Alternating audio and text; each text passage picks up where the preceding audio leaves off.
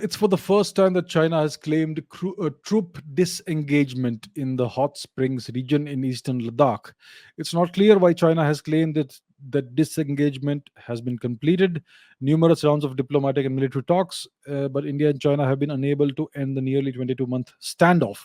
Some news sources countered China's claims, saying that not all areas of contention at the hot springs have been cleared. What would have been the reason of this disengagement, according to you? What might they be planning? Are we going to see another face off like June 2020 or something big is coming? So the Chinese are claiming. So we had this big standoff over there, 22 months, like you say, most likely, yeah. Most likely that's how long it has taken, give or take.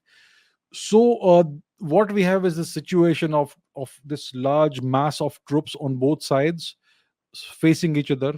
It's a standoff like you have in those cowboy movies, two sides standing with guns drawn at each other, that sort of thing. So that's what's been going on. It's a pretty tense situation over there. It's all been triggered off by the Chinese, by their actions, by their provocative actions, by their trying to encroach into Indian territory. So it is the Chinese who have created the situation. The Indian side responded properly by sending adequate numbers of troops to face the Chinese. And so we have had this standoff going on for a very long time, for nearly 2 years. Now the two sides are trying to calm the tensions to an extent, and to disengage to a certain extent, to reduce the number of troops so that the situation calms down. And I'm not sure what's been agreed, but the Chinese have made the claim that the disengagement has been completed, which is clearly not true. So the Chinese always have this is a tactic they use repeatedly. They say that we have done everything from our side, we have fulfilled all the terms of the agreement, but they will actually not do that. But they'll make the claim that we have done everything, and then they'll put the onus on India for continuing tensions. So there is a tactic, a strategy that the Chinese have been using for decades, not only with India, with other countries. The Chinese cannot be trusted, right? So maybe they want to keep the pressure on India. That's It's not maybe, it's a certainty. They want to keep India under pressure. The Chinese have always wanted that. That's the reason why they have never agreed to demarcate the border. There have been these endless rounds of talks and negotiations about the border issue, but they want to keep this border issue open and simmering so that they can keep on needling India, pressurizing India from various locations as per their whims and desires, to keep India permanently on the back foot. On the one side, they use Pakistan as a counterweight to India or as a destabilizing factor, and on the other hand, they have this open border issue, which is still pending, and that's why they want to keep India constantly under pressure, because they fear the rise of India. Obviously, they fear that.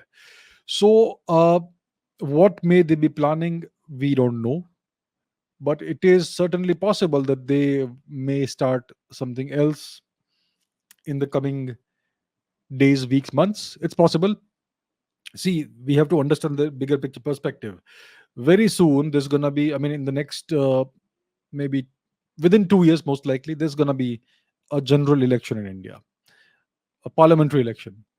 And the Chinese would like to see a weak government come to power in India.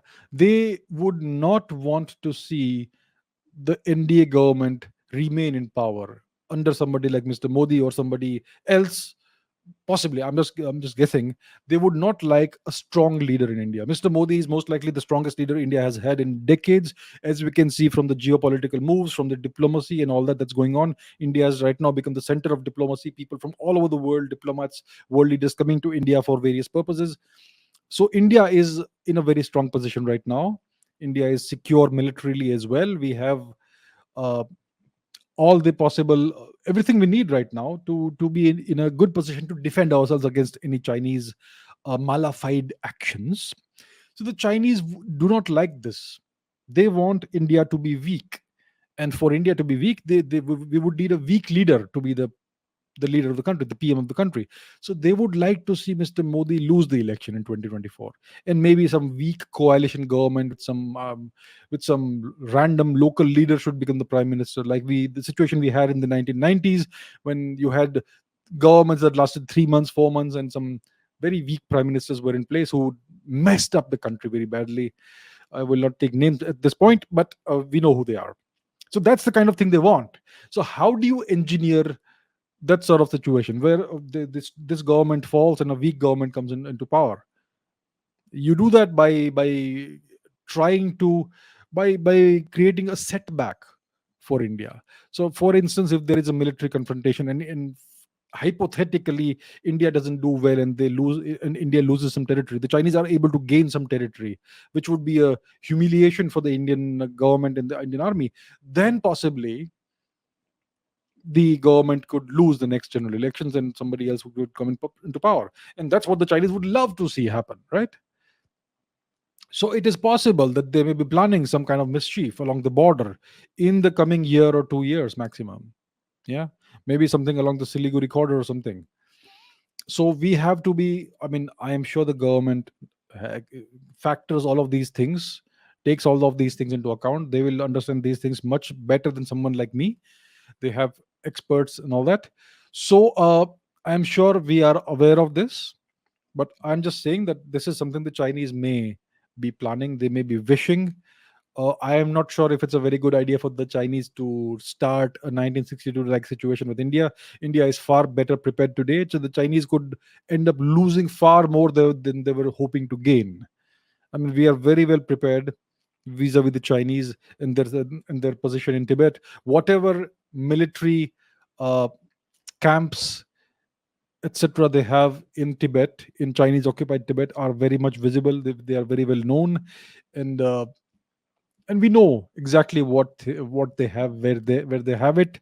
In case of hostilities, it would not be difficult for us to take everything out pinpoint from long distance ranges, and inflict a much bigger humiliation than China would be hoping to inflict upon India. But it is something that we have to be aware of. It is something that could be in the offing, and we have to be prepared for it. We cannot take the Chinese for granted. We can never ever be complacent. I'm sure we know our government, our armed forces. They are all very capable, very professional. They would know about this, but it is a possibility. So yeah, we may see another face off in the coming days, weeks, months, maybe a couple of years, or maybe something even bigger. And I'm sure we are adequately, more than adequately prepared for that.